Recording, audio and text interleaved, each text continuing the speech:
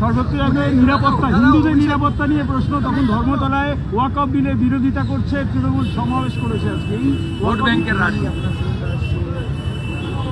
প্রকৃত উন্নয়ন ভারতীয় মুসলিম পশ্চিমবঙ্গের মুসলিমদের করে, উল্টো দিকে রোহিঙ্গাদের ঢুকিয়ে যারা অরিজিনাল ভারতীয় মুসলিম তাদের রেশন, জমি, চাকরি সব কাড়িয়ে নিচ্ছে।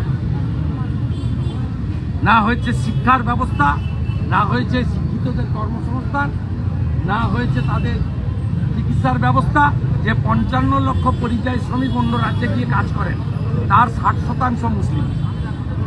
তাই স্বাভাবিকভাবে কখনো সিএএ-কে এনআরসি বলা, কখনো ট্রিপল তালাকের বিরোধিতা করা, আজকে ওয়াকফ অ্যামেন্ডমেন্ট বিলের বিরোধিতা করছেন, করে আজকে নিজেদের ভোট ব্যাংককে সুসংহত করছেন। বিশেষ করে মালদা এবং মুর্শিদাবাদে, উত্তর দিনাজপুরে মুসলিমদের